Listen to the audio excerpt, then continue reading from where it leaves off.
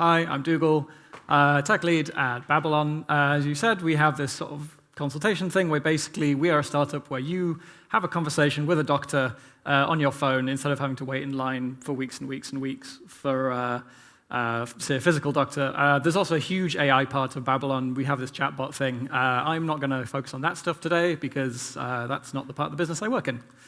So what am I going to talk about today? So first off, just an overview of how Babylon uses Camunda. I'm not going to go into a huge amount of detail on the exact specific workflows because, frankly, I think you might get a bit bored. But what I am going to talk about after that is what I think Camunda is good at, having sort of basically not heard about it until January, and then it was like, oh, this is Camunda, cool. And then I'm going to talk about what I think Camunda is not so good at. So just a quick, just while I'm doing this, who here works at Camunda? Cool. So this isn't going to be awkward whatsoever. All right, so another quick survey. So who here has used Camunda? Yeah, okay, I kind of expected that. So who here has seen a BPMN file? Again, you know, pretty much expected. Who here has written a BPMN file? Pretty much everyone. Okay, I got a different set of answers the last time I did this. So how does Babylon use Camunda? We use it as the seatbelts on the rocket ship. Now, our CEO, Ali, likes to describe Babylon as a rocket ship. The reason for that is because it is growing incredibly quickly. It is 1,500 people now. It was 1,200 people when I joined in January. It was about 300 people the previous January, to give you an idea of the growth of this particular company. It is growing very quickly. And we work in the medical sector where if things go badly, things go really badly. So you need to have some safety concerns in there. You know, clinical safety, very important. So we're using Camunda to make sure that we have that clinical safety. So Babylon runs an incredibly large NHS practice. It is, I think it's like the 5th single largest NHS practice in the UK at the moment. Is that me? That might be Beard. Sorry. So we run a very large NHS practice, and medical pathways are just very complicated because it's medicine. People are complicated. And we tried managing all of these medical pathways for a very, very large practice using spreadsheets. And that's the rocket ship. And that's what happened. It didn't go very well. And we kind of got to a point where if you have so many pathways per week, say you have 100 or so, you can do that on a spreadsheet. We're way past that. And you can't do it on a spreadsheet. People have the potential to drop between the cracks, and you lose them.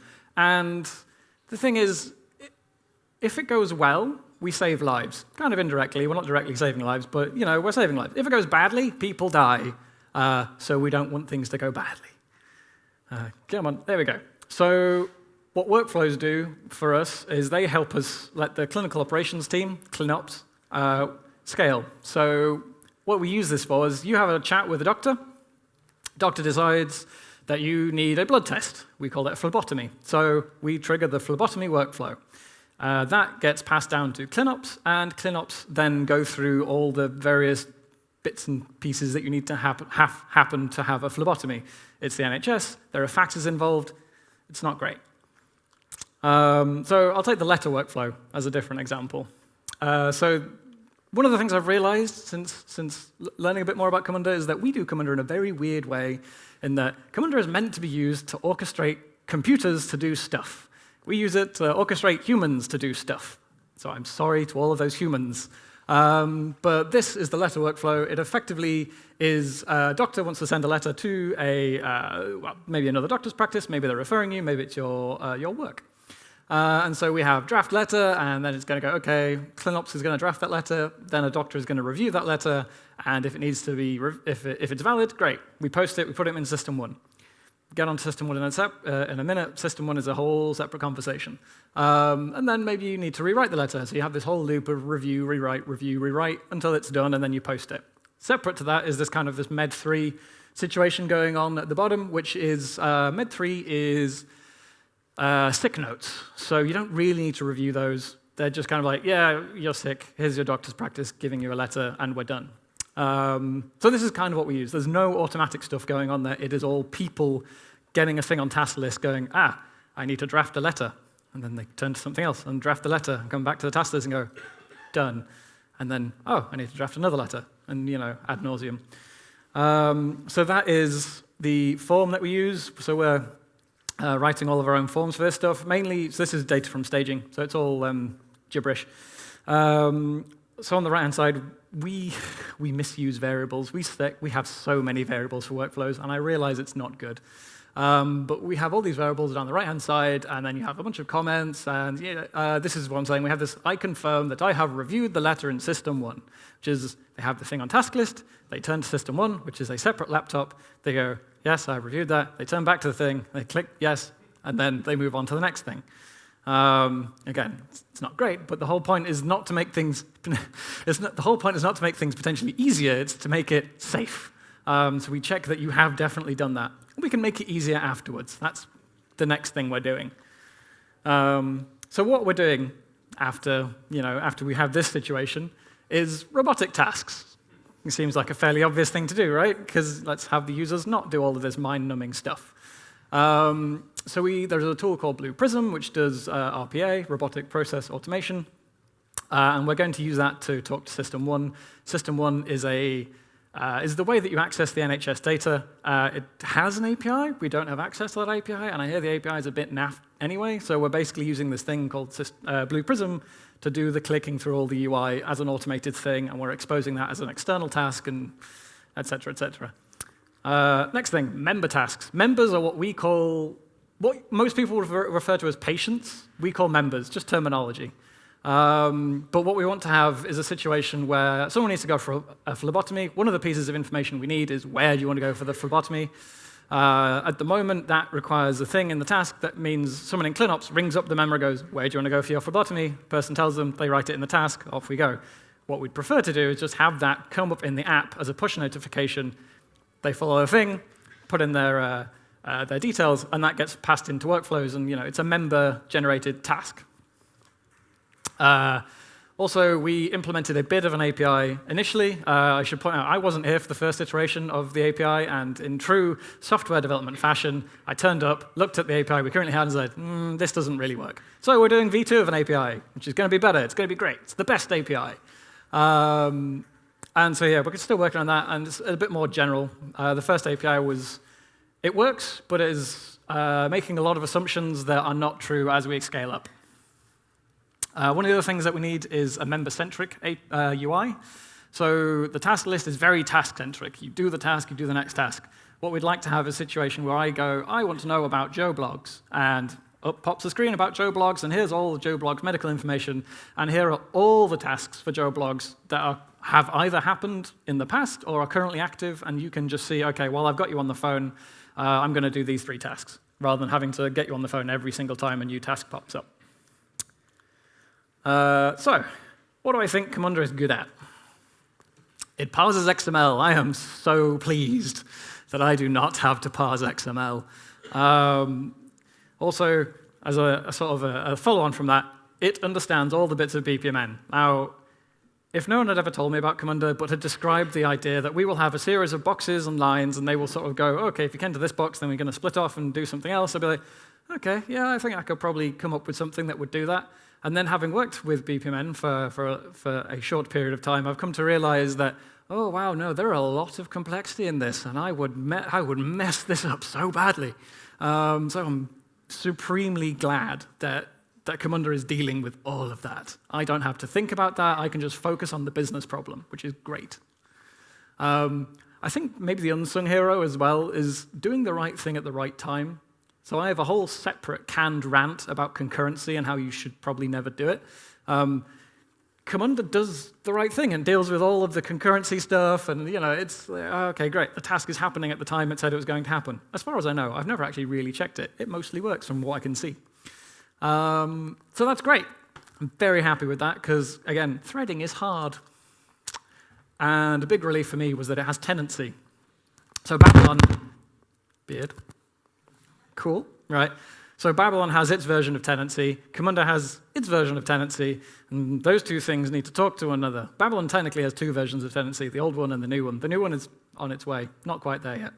And so there was a whole bunch of work that we had to do to get those two world views to talk to one another.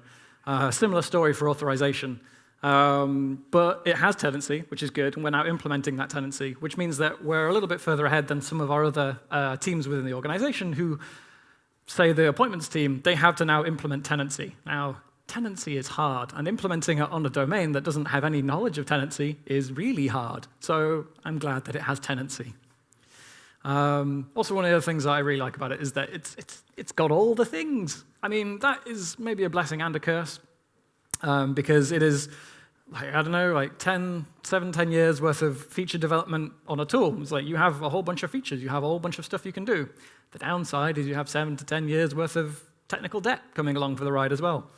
Also, again, I really appreciate good documentation. It is good, and there is a lot of stuff online which is fantastic. And also, you can talk to the support staff, and they respond within a short period of time with answers that make sense, and that is great.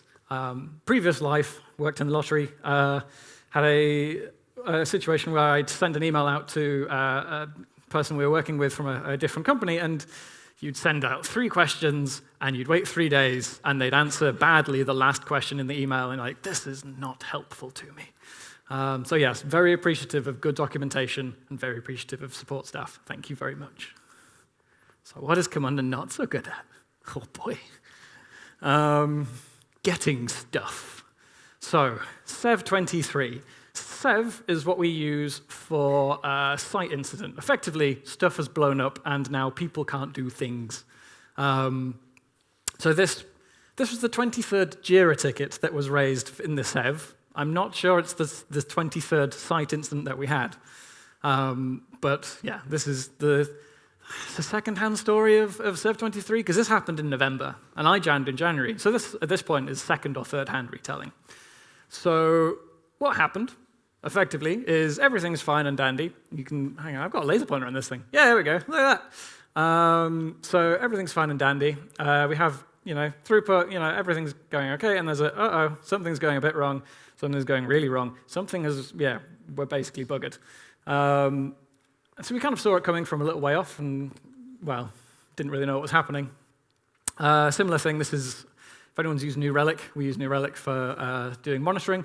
This is 15 seconds, which is basically the timeout on our transactions. And so basically we hit that transaction timeout and it stopped. Like, we just stopped working altogether. And just for, like, when we managed to fix the issue, this is what it would normally have been like, which is sub 1 second response times, which sub 1 second in my mind is still not that good, but compared to 15 seconds, I'll take it. Now, what happened? Well, the fix was this little guy here, turning that off. Because we turned it on because we figured, auto refresh, great. What happened was we have, at this point, a fairly small number of people working in ClinOps on this stuff, maybe sort of around 10, maybe. And you kind of assume, okay, they have one browser open and they have auto refresh on, maybe it's a managed amount of data. It's not, because that's not how they work. They have hundreds of tabs open collectively. And most of the time, this tab, they're not looking at it because they don't have hundreds of screens. So if your browser, if you as an individual have 10 tabs open, you're looking at one tab, but all the other tabs are still hammering the database, which basically, we just DDoSed ourselves, more or less. And what made it a little bit worse is this little fella here. So I found out this is the query that did it. I've tried optimizing it. I can't claim to be incredibly good at SQL, but I've optimized the odd thing in my time, once upon a time. But I just can't optimize this thing, mainly because of this little bit here. I think it's actually the star thing that just makes it incredibly difficult to rewrite. And so, in short, we didn't. We just turned off the auto-refresh thing, and we just kind of deal with it.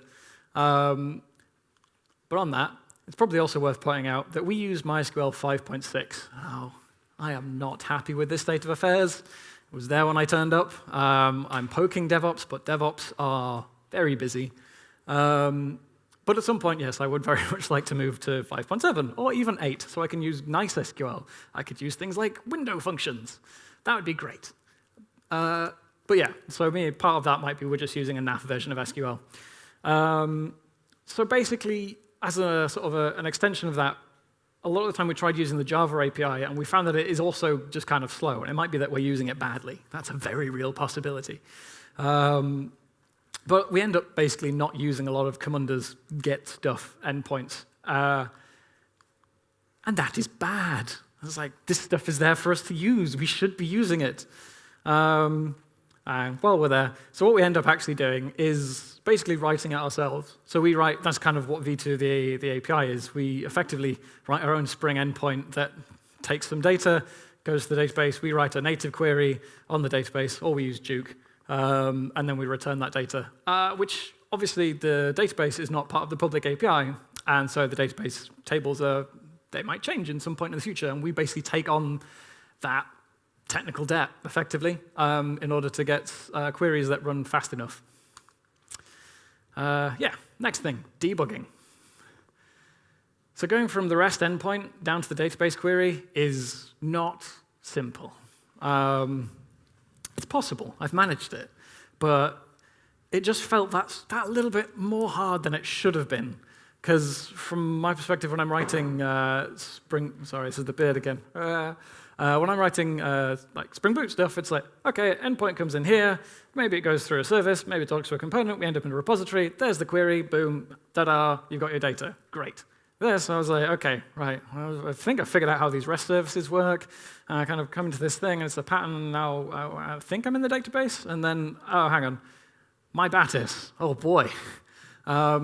Has anyone ever seen my Battis before? I'd never seen my Battis before I turned up and looked at Camunda. And I did some research, and I think I understand what it's doing. I'm not quite sure. But reading them is quite difficult.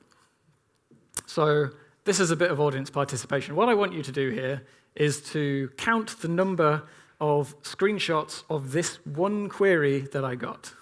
So as I was debugging, I was going through, and I found this particular query, and it's just very difficult to read what's going on here because it is quite long. I'll give you a hint. So, all with me. 1. Go. Do it. 1, 2, 3, 4, 5, 6, 7, 8, 9, 10, 11, and that's it. 11 screenshots for a single query. That is a lot to take in. I mean, so when I talk to my team and I say, okay, if you're writing code, if your methods take more than 10 seconds for me to understand, you should break them up and make it more clear. That would take me half an hour or an hour to try just understand what on earth that query was doing. So this, as a person coming into Camunda, I understand the reasons for that are probably, it's technical debt. It's stuff that was done, and it's not going to change. I'm okay with that. But I'm just saying, it's as a new person coming in, those are the things that make my life very difficult. One of the other things that is sort of handled by Optimize, we tried starting Optimize. Maybe I'll go into a bit of detail if I have time onto what happened there. But yeah, we also found that BI data was a bit of a problem, which, I mean, obviously Camunda has realized and made Optimize. So we ended up making some very basic endpoints that return data, and then made a React app that sits on top of Camunda, just because I have React knowledge rather than Angular knowledge. And so this was just to give the people who run ClinOps a bit of visibility into what is actually happening, because they were very not happy. They're not technical people. In fact, one of my first meetings with them, they were talking about, the search bar, like, how hard could it be? I mean, if Google can do search, why can't you do search? I'm just like, there's a lot to unpack in that statement. I'm not going to do that right now. But anyway, so they wanted visibility of what was going on. So we gave them that, because fundamentally they're our users, and we're here to make business value. That's what we do. Summary. Workforce management, the last one. which is not really handled by Optimize, I don't think. So because we use workflows to basically orchestrate humans, it would be useful to know information about those humans based on the workflows they do. So let's say that I have someone on a task team that is doing nothing but letter workflows, or maybe they're doing nothing but reviewing letters. 2 people, let's say. One of these people manages to review 50 letters in an afternoon, the other one manages to review 5. I'd like to know that as a person that is running this team, so that I have some kind of evidence that says, okay, this person is working 10 times more efficiently according to this data than the other person. Now, you wouldn't use Camunda necessarily to say, yes, this person is 10 times more efficient. Life's complicated. But the point is it's giving you an indication that you can sit down and have that conversation, which is one of the things that we're still trying to build, but it is missing from Camunda. It would have been nice that it was there, but I understand that workflows are not always user-centric, and that's fine. So summary. We use Camunda to scale our ClinOps team, making sure that everything is safe, primarily. And then the secondary concern is making sure that we have these robotic tasks so we can automate all the dumb stuff. And so we only ever have to ask humans to do make the smart decisions. And we have a whole bunch of AI. So I was making a note earlier today that I should actually probably make the AI do some of these decisions as well. I only put 2 and 2 together right now, and I should probably do that. Should have done that before. So what is Camunda good at? Very happy that it deals with BPMN in all of its crazy, crazy glory. And it's also very fully featured, which was probably one of the major reasons that we picked it up in the first place, is we could just pick it up and get going with it. However, what is Camunda not so good at? From my point of view, getting stuff and debugging. Now, I caveat that what it's not so good at is that, like I say, I'm new to this stuff, and it is very possible that I'm making, in fact, it's not even possible, almost guaranteed that I'm making all kinds of mistakes. But the point is, I'm a new person coming in, these are the mistakes I'm making, and this is the stuff that I didn't think was very good.